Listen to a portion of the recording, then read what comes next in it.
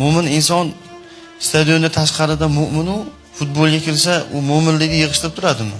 45 minutdan 2 taymga. U sudya ham qo'lidan u ham hali apparat basda bir xilga holat ko'rmay qoladi. Sudya palondaqa, sudya pistondaqa. Te o'tirib madaniyat bilan futbolini ko'rur.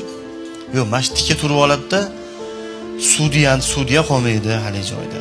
Futbolchilar qolmaydi, hujumchilar qolmaydi, himoyachilar qolmaydi. Narigi kamandani, raqib kamandani fanati qolmas ekan.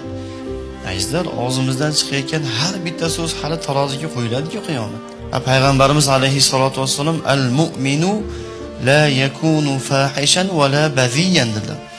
Mu'min inson hech qachon fahish so'zlarni so'zlovchi bo'lmaydi.